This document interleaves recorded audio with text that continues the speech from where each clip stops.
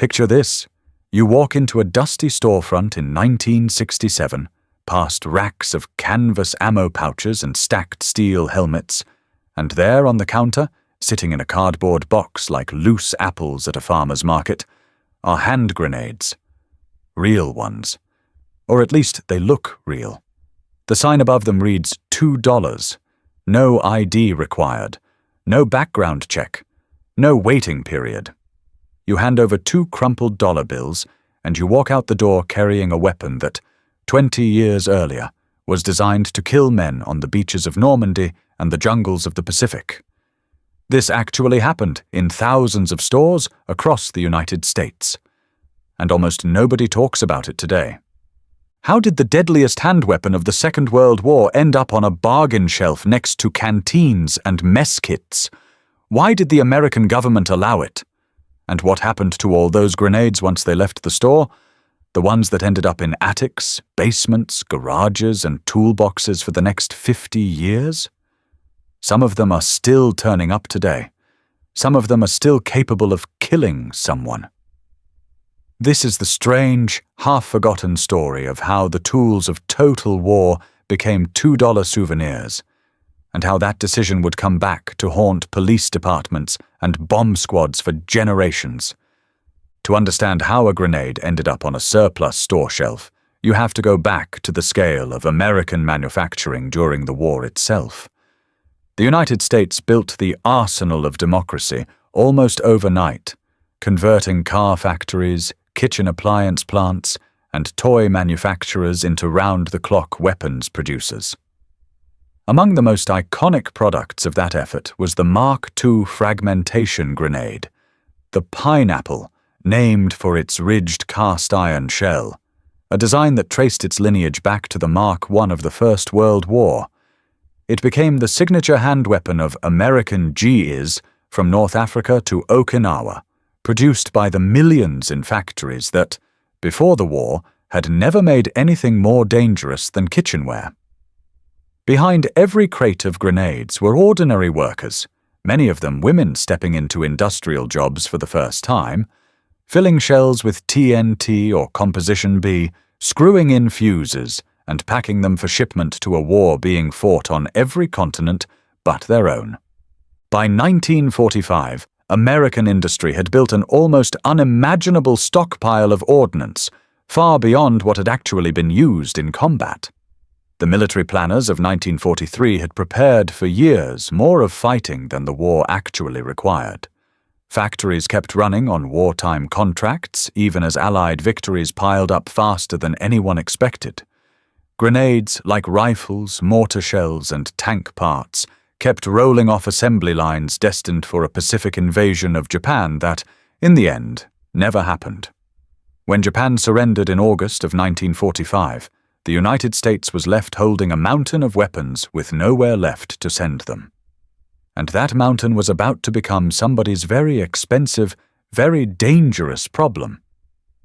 The end of the war did not feel like a clean stopping point inside the war production system. It felt like slamming on the brakes at full speed. Contracts were cancelled overnight. Factories that had been running 3 shifts a day suddenly had no orders at all. Millions of soldiers began pouring home, discharged and demobilized, while overseas depots and stateside arsenals sat crammed with equipment nobody needed anymore. Tanks, jeeps, aircraft, uniforms, ammunition, and yes, mountains of grenades, some still in their original wooden crates, never issued, never fired. The federal government created the War Assets Administration specifically to deal with this flood, tasked with disposing of what was, at the time, the largest surplus of durable goods in human history. The numbers were staggering. Airfields became junkyards for bombers that were flown in, stripped of instruments, and then bulldozed or melted down for scrap aluminum. Ships were mothballed by the hundreds. And ammunition depots, the ones holding millions of rounds of small arms, ammunition, artillery shells, and grenades, became a logistical nightmare all their own, because unlike a surplus jeep, you cannot simply park a live grenade in a field and forget about it. Storing volatile ordnance costs money, indefinitely. Destroying it safely costs money too. The government was sitting on a firestorm of unstable, expensive material, and every day it sat in a warehouse, taxpayers were paying to guard it. Something had to give. What happened next would set the stage for 2 decades of decisions nobody fully thought through. The people responsible for solving this problem faced an impossible set of trade-offs, and the debates over what to do stretched on inside the War Assets Administration and, later, the Department of Defense's surplus disposal agencies for years.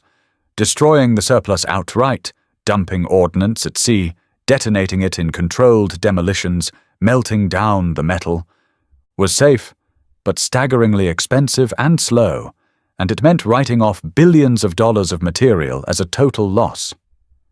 Selling it recovered some of that value and got it off the government's books. Donating pieces to veterans groups, schools, and museums built goodwill. And in the strange middle ground between all of these options sat something called demilitarization, the process of rendering a weapon inert, harmless, while still allowing it to be sold as a historical object or a training aid. For firearms, this system was relatively well understood.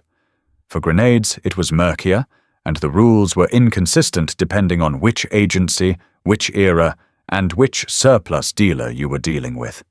In theory, demilitarized grenades sold to the public were supposed to have their explosive filler and fuse mechanism removed or permanently disabled. The shell drilled through, the internal components stripped, leaving an inert, hollow husk that looked exactly like the real thing, but could never actually detonate. In practice, this process was carried out at different facilities, by different contractors, under wildly different levels of quality control over a span of more than 20 years. Some batches were meticulously deactivated. Others were rushed through as fast as possible to clear warehouse space because storage costs were eating into the government's bottom line every single month. Those crates sat unsold. Meanwhile, public appetite for this material was enormous. Returning veterans wanted mementos of their service. A booming post-war culture of hunting, camping, and outdoor recreation created a natural customer base for military gear repurposed for civilian life. And a new kind of retail business exploded across the country to meet that demand. The Army-Navy surplus store. By the 1960s, these stores were a fixture of nearly every American town, selling everything from wool blankets to gas masks to, yes, inert grenades, at prices that seem almost impossible today. This was the environment a $2 grenade came from. Not a black market gun show, not a shady back alley, but a storefront on Main Street, operating in the open, fully within the loose regulatory framework of its time. This is where the story gets genuinely strange, because surplus grenades moved through America in the 1950s and 1960s through channels that would be almost unrecognizable today.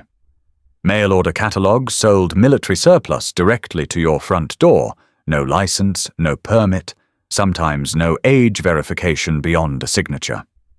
This was the same loosely regulated mail-order system that, in 1963, allowed a rifle used in the assassination of President Kennedy to be purchased through the mail from a Chicago sporting goods company, an event that would eventually force lawmakers to confront just how wide open this system really was.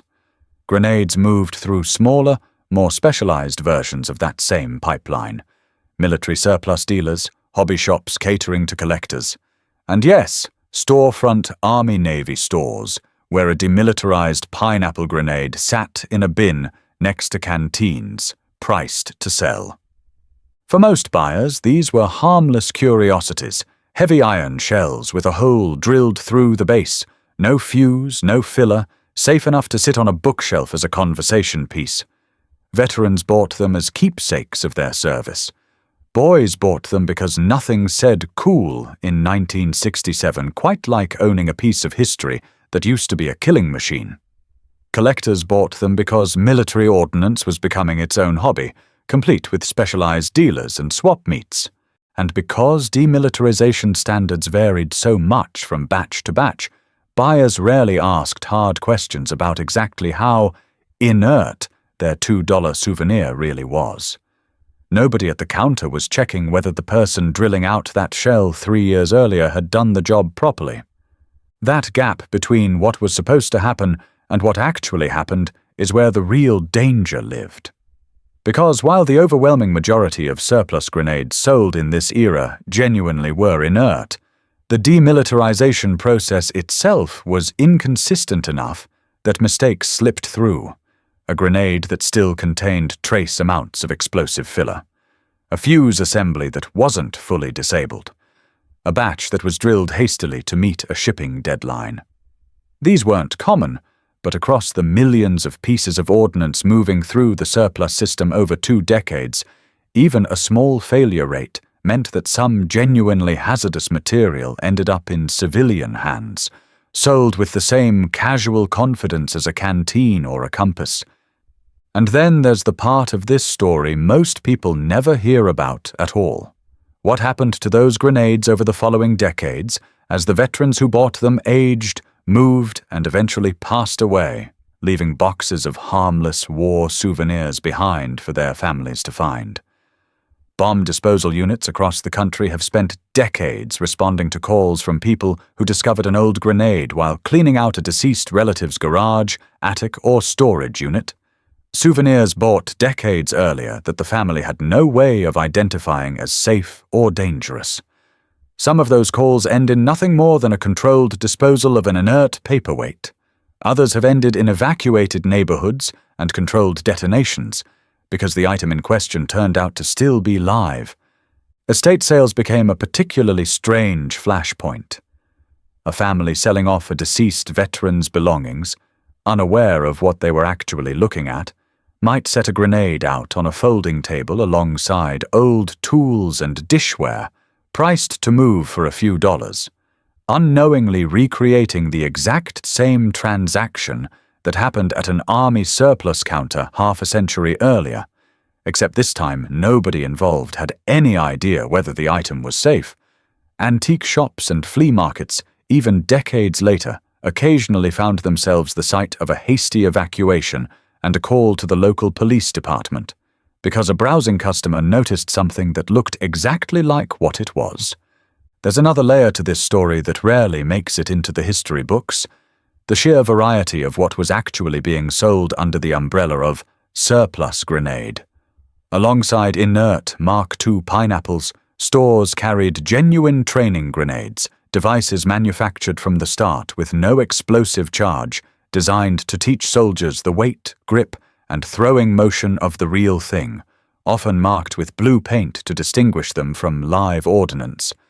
Practice grenades used a small spotting charge of black powder, enough to produce a puff of smoke for training exercises, but nothing close to a lethal detonation. Yet even these, decades later and poorly maintained, could occasionally surprise someone who assumed practice meant completely harmless. Smoke grenades, signal grenades, and colored marker grenades from training exercises added even more categories of surplus ordnance flooding into civilian hands, each with its own quirks, its own hazards, and its own place on that surplus store shelf. By the middle of the 1960s, the sheer scale of this open market for military ordnance was colliding with a country that was rapidly rethinking its relationship with weapons of every kind. A decade marked by political assassinations, urban unrest, and rising crime rates pushed lawmakers to take a hard look at just how loosely regulated American weapons commerce had become, and destructive devices like grenades, sitting quietly on surplus store counters for $2, were part of that reckoning. The same year that Catalog sold rifles through the mail with barely a signature required was the same era selling live-looking grenades to teenagers over the counter, and both of those facts would collide in Washington within a matter of years. The reckoning arrived in October of 1968, when President Lyndon Johnson signed the Gun Control Act into law. Buried within its provisions, alongside the more famous restrictions on handguns and mail-order rifles, was a section that fundamentally changed the legal status of hand grenades in the United States. The act folded destructive devices, including grenades, grenade launchers, bombs, and mines, into the strict registration framework of the National Firearms Act, the same 1934 law originally written to combat Prohibition-era gangsters and their machine guns. Overnight, owning a live destructive device without federal registration and a tax stamp became a serious federal crime. The era of walking into a storefront and buying a grenade for pocket change was over, at least for anything resembling the real thing. But the inert, fully demilitarized grenades, the drilled, hollow shells with no explosive capability at all, remained legal, and in many ways, that's the version of this story that survives today. Walk into a military surplus shop or a gun show in 2026, and you can still find deactivated pineapple grenades for sale, sold openly as collectibles, film props, and historical curiosities, their fuses long removed, their bodies hollowed out, safe enough to display on a shelf. The hobby of collecting inert ordnance has only grown since the 1960s, supported by dealers who specialize in verified, legally compliant deactivation, appealing to the same impulse that sent veterans and teenagers into Army-Navy stores half a century ago: the desire to hold a piece of history in your hands. What lingers from this era is less a story about weapons and more a story about how quickly a nation can move from total war to total distraction, discarding the machinery of one of history's deadliest conflicts as casually as old furniture. The same factories that once ran around the clock producing instruments of death spent the following decades trying to figure out what to do with everything they'd built. And the answer, for a strange stretch of American history, was simply, sell it cheap to whoever walked in the door. That casual disposal reshaped hobbies, created an entire subculture of militaria collecting, forced a reckoning in federal law, and left a trail of forgotten ordnance scattered through attics and storage units that bomb squads are, in some cases, still finding today. A $2 transaction at a surplus counter in 1967 is still, quietly, generating police calls 60 years later.